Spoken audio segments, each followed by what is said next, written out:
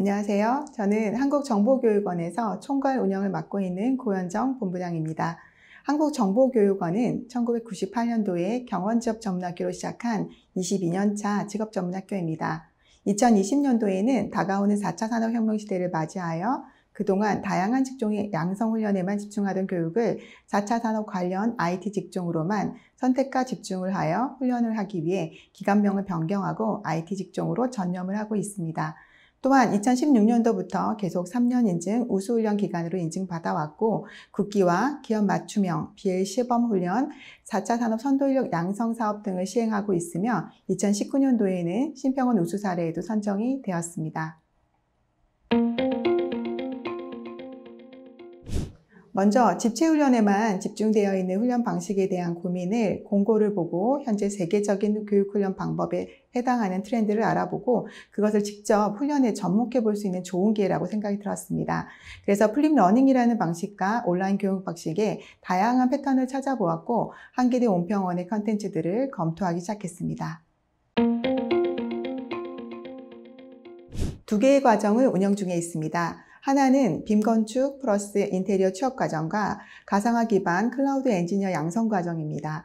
둘 다 집체훈련을 통해 훈련 과정에 대한 전문적인 내용을 알고 있고 또한 다양한 취업처 및 현장의 소리를 들을 수 있는 과정이기 때문에 BL을 통해서 새로운 훈련 방법에 대한 연구 및 검토가 가능하리라는 생각에 선정하였습니다. 온라인의 취지에 맞을지는 모르겠지만 직체훈련 기간의 장점은 먼저 직접 티칭 방식의 노하우가 있고 그동안 기관에서 연을 맺은 다양한 산업체 기업이 있다는 것입니다. 그런 데이터를 통해서 이론과 실기 분야에 대한 것을 먼저 나누고 선행하거나 베이스가 될 수 있는 이론의 콘텐츠를 찾고 그것의 실습에 대한 교과와 연계하여 선정하였습니다. 이론상으로는 선정의 내용과 매칭은 아주 흡족하였으나 실제 과정을 운영하다 보니까 여러 가지 미스매칭이 있었습니다. 먼저 25분에서 30분 정도의 온라인 강의라도 숙지의 시간과 학습의 시간이 필요하다는 점을 본 기관에서도 간과하였고 온라인 강의의 차시는 올바르고 괜찮으나 깊이는 고려되지 않았던 점들도 있었습니다. 다음에 과정을 만든다면 이런 부분을 고려하여 최대한 접목하고 싶습니다. 훈련생 관리의 노하우는 따로 없다고 생각합니다. 기존에 하던 대로 하는 건데 문제는 아직도 온라인에 대한 인식이 훈련생들조차도 가볍게 생각하는 부분이 있습니다. 이 점이 가장 어려운 점이었었고 특히 입직자의 경우 경력이나 전공이 다 다르다 보니 온라인 강의의 장점보다는 온라인 강의를 하나의 과제로 생각하는 경우가 있어서 이를 집체훈련 담당 교사가 보완 보충을 해서 온라인 강의의 부족한 부분을 메우는 과정으로 관리하고 있습니다. 아마도 타 기관도 마찬가지라고 생각을 하고 이를 주관하는 사업기관도 마찬가지지만 이번 코로나 사태의 교육부처럼 시범사업은 유연하게 대처할 수 있는 방안을 통해서 다양한 가능성을 검토하고 시행해 보았을 때 시범기관을 테스팅 베드로 삼아 기준과 룰을 만들어 보는 것이 중요하다고 생각합니다. 어느 것이든 절대적인 것은 없으니까요. 처음에는 공고가 나왔을 때 비율을 통해 선정하였습니다. 하지만 다음번 공고에는 좀 더 자유로운 부분으로 선정을 할 수 있다면 좋을 것 같습니다. 본 기간은 선정 시 제시되었었던 2대8 정도의 비율로 원격과 대면 강의로 나눠져 있습니다. 그런데 비율을 정하다 보니 필요 이상의 원격을 편성해서 대면과의 마찰도 있고 공공 콘텐츠만으로 이용하다 보니 입맛에 맞는 것을 편성할 때 많은 시간이 들었습니다. 가능하다면 공공 컨텐츠뿐만이 아니라 실시간 수업 그리고 자체 컨텐츠를 다양하게 접근하고 싶습니다. 공공 컨텐츠를 통해서 기존의 강사와 다른 교수법과 다양한 방법을 통한 학습법을 안내받고 시행한다라고 하는 신선한 부분도 있었지만 원리 원칙적인 강의를 통해서 지루하거나 집중도가 떨어지는 부분은 다른 원격의 방식으로 보완해야 한다고 생각합니다. 또한 학습자의 생활 환경을 고려해서 학교에서도 집에서도 온라인 강의를 들을 수 있는 환경을 만들어주고 질의응답도 실시간으로 할 수 있도록 배려하였습니다. 또한 이 또한 여러 가지 문제가 있지만 테스팅 베드를 하면서 이 부분에 대한 기준을 역시 또한 만들어 가야 된다고 생각합니다.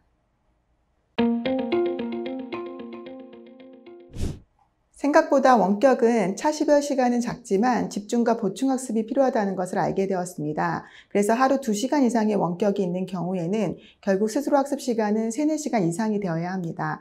그렇기 때문에 많은 원격에 대한 시간의 배정은 훈련의 품질을 떨어뜨리는 계기가 되어버렸습니다. 그래서 8시간 수업을 기준으로 한다면 집체는 6시간, 원격은 1시간짜리를 2시간 동안 학습하는 것이 가장 바람직하다라고 생각이 들고, 나머지는 스스로 자기주도 학습을 통해서 원격과 집체를 이어주는 수업을 통해 완성하는 것이 가장 적당하다고 생각이 듭니다. 차시의 시간이 짧은데도 불구하고 그 내용을 직접적으로 내 것으로 만들기에는 또 다른 시간을 투자해야 합니다. 그렇기 때문에 너무 많은 콘텐츠를 접하게 되면 결국 수업 내용을 절대로 집중해서 학습하지 않게 됩니다. 10% 이내의 핵심이 들어간 콘텐츠와 수업이어야지만 학습을 통해 내 것이 되는 것 같습니다. 생각보다 집에서 컴퓨터를 사용하지 못하는 학생들이 있다는 맹점이 있었습니다. 학교에서만 온라인을 들어야 하는 학생들에게 하루에 주어진 시간들이 부족한 경우가 있습니다. 이유는 아까 말씀드린 것처럼 스스로 학습 시간이 인지할 수 있는 시간이 있어야 한다는 것입니다. 자습 시간이 주어지긴 하지만 수업 외적인 시간은 담임교사가 없는 경우가 많아서, 또한 지원이 온라인으로 되는 그런 부분이 있다 보니까 아무래도 더 고민하고 있습니다. 다음번에 운영할 때는 훈련 시간 하단에 배치해서 온라인 강의를 듣고 나머지 자습 시간까지 이어지도록 교육 시간을 재편성해 볼까 합니다. 본인의 의지와 관계없이 구글을 통해서 자동 접속이 되거나 인터넷 창이 계속된 사용에 대해서 이 부분을 직접적으로 컨트롤하는 방식을 다음부터는 사전에 예방할 수 있도록 방지해 보는 방법을 찾아보려고 합니다. 그래도 학생들이 해당하는 훈련 내용을 토대로 해서 훈련을 진행하고 포트폴리오를 만들고 모형 제작 등 바쁜 시간을 쪼개서 취업 준비를 열심히 하고 있어서 수료 후에 취업률에 대한 부분으로 이 교육의 성과를 알아보려고 합니다. 네, 계획이 있습니다. 혼합의 장점은 바로 이러한 코로나의 위협으로부터 우리 훈련생들이 훈련을 계속 진행할 수 있도록 하는 장점이 있고, 새로운 훈련 방식에 대한 환기를 통해 한 번 더 기관과 교사 그리고 훈련생이 새로운 도전을 하는 것이라고 생각합니다. 향후 계획은 앞서 말씀드린 대로 공공 콘텐츠의 경우 차시별 적용과 자체 콘텐츠 및 실시간 강의를 믹스해서 다양한 방법을 통해 지금의 단일 체제 방식을 전환해 보고 싶습니다. 다만 아직은 제작 노하우와 장비, 편집자 등이 없어서 자체 제작에 해당하는 콘텐츠가 어느 정도 퀄리티를 낼 수 있을지가 저희들의 지금 깊은 고민입니다. 혼합훈련의 시작은 훈련 방식에 대한 새로운 패러다임의 도전이라고 생각합니다. 도전을 통해서 새로운 분야에 대한 장단점을 파악하고 파악된 장단점을 확대 및 보완하는 것이 중요하다고 생각합니다. 하나의 방식만을 고집하던 시대가 코로나로 인해 운신의 폭을 줄여 우왕좌왕하게 만들었듯이 다양한 테스트를 통해서 최적의 훈련 방식을 찾는 과정이라고 생각합니다. 어느 하나가 늘 옳지는 않지만 찾아가는 과정은 험난하다고 생각합니다. 단 한 번의 사업으로 저희가 노하우를 알지는 못합니다. 하지만 한 번에 하나씩 어려운 점을 극복하고 단점을 개선해 나간다면 1회차, 2회차에는 더 나은 결과를 통해서 훈련의 성과를 낼 수 있다고 생각합니다. 훈련생에 대한 지원은 집체 때와 다르지 않습니다. 순수한 온라인 강의가 아니기 때문에 집체와의 비교라는 것보다 집체와 원격은 이제 같이 혼합되어 시너지를 내야 되는 시기라고 생각합니다.